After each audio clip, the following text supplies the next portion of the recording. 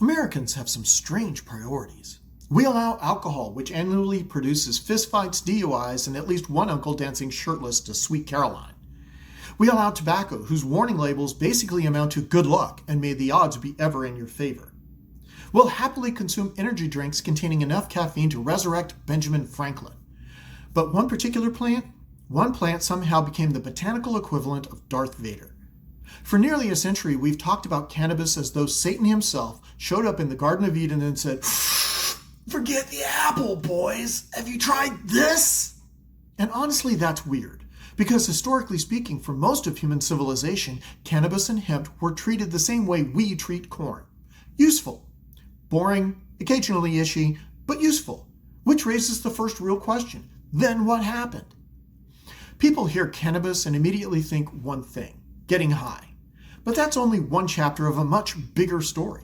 For thousands of years, hemp has provided rope, sailcloth, paper, clothing, oils, animal feed, and construction materials. It's being researched for medicine. It's used in biodegradable plastics, can help restore contaminated soil, and, unlike most members of Congress, it actually removes carbon from the atmosphere. This plant has more resumes than a failed presidential candidate. And here's the part that most people never hear. Early America didn't treat hemp like contraband. It treated hemp like agriculture. Several colonies literally required farmers to grow it. George Washington grew it. Thomas Jefferson grew it. Apparently, the founding fathers were less frightened by this plant than 20th century politicians. Which raises another question. We started with grow more hemp. So what changed to get us to lock up anyone with a baggie? That's quite a journey for something that started out making rope. Honestly, hemp may be the most misunderstood employee in American history. Imagine working faithfully for centuries, rope, sailcloth, paper, clothing, helping farmers. And then one day, someone in Washington looks at it and says, that plant has become a menace. And just like that, Steve the plant becomes Beelzebub's arugula. Then what? That's basically the plot of Reefer Madness, a film where marijuana is portrayed like it instantly turns teenagers into jazz-playing bank robbers. Watching it today feels like someone warning America about the dangers of rotary phones. But back in the 1930s, we treated cannabis the way medieval villagers treated witches. There! I saw a man laugh too hard. Clearly, the shrub is cursed. Then what? Burn it?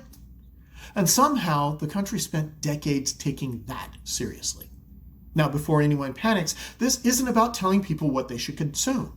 You shouldn't do something like smoke just because a politician tells you to. And you shouldn't do something like avoiding smoking just because a politician tells you to. Here's where we apply the universal government test.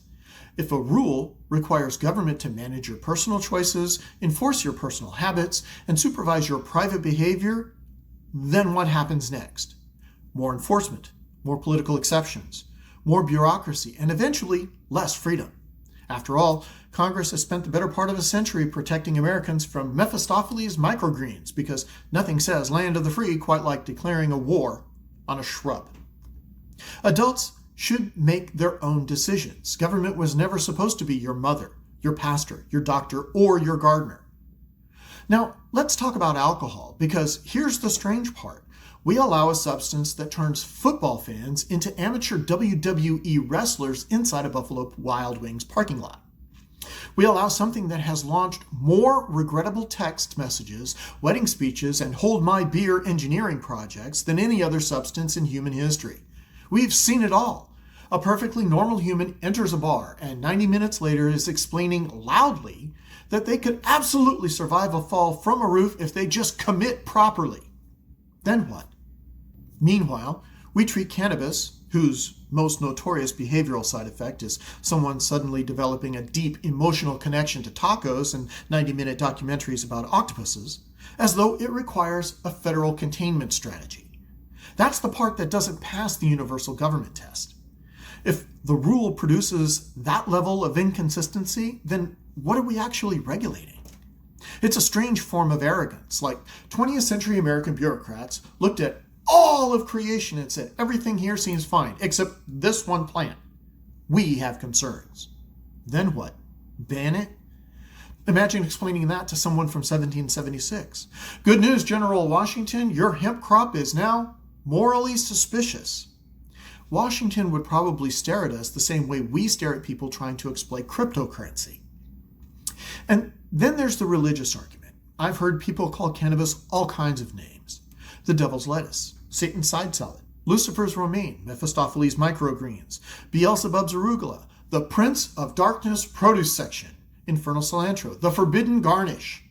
All fantastic phrases, by the way. They sound less like controlled substances and more like rejected Olive Garden appetizer menu. But let's stop for a moment and think about that. Christians often say God doesn't make mistakes. Fair enough. So let's apply the universal government test again. If God made every tree, every flower, every grain, every herb, then at what point did we decide that one of them required a moral warning label from Washington? And then what? Did Americans look at one particular plant and said, no, Lord, we appreciate the effort, but this one clearly came from the other department. So apparently God made tomatoes, potatoes, corn, oak trees, sunflowers, and then accidentally one day produced Satan's side salad? Really? Did creation come with one accidental evil vegetable setting? And I'm not saying God wants everyone to consume cannabis. I'm saying that maybe we should stop describing one of his plants like it escaped from Mordor. Because if we're going to start declaring vegetables evil, I have serious opinions about kale. That seems more suspicious than anything else in this entire debate. Nobody enjoys kale. Now, some people say, but cannabis can be abused. Absolutely. So can alcohol, prescription drugs, gambling, social media, fast food, reality television, and apparently AI-generated country music. But here's the universal government test again. Does the existence of misuse automatically justify prohibition? If so, what happens to cheesecake, cable news, late-night online shopping? Freedom means accepting that adults sometimes make bad decisions, because the alternative is giving politicians authority over every decision. And historically speaking, that's a system that tends to expand when it gets power, not shrink. And also, history suggests that politicians are among the last people who should be trusted with that power. At the end of the day, this debate isn't really about marijuana. It's about humility. Do free people own themselves, or does government own us? Because if adults don't have the right to decide what to put into our own bodies, then what exactly is liberty? For thousands of years, humanity looked at this plant and said, useful. And then for about 90 years, we decided, actually, it's Satan. What changed? And maybe the strangest part of this, future generations will probably look back at this chapter the same way we look back at bloodletting, prohibition, and New Coke. They'll probably ask, wait, you declared war on a plant?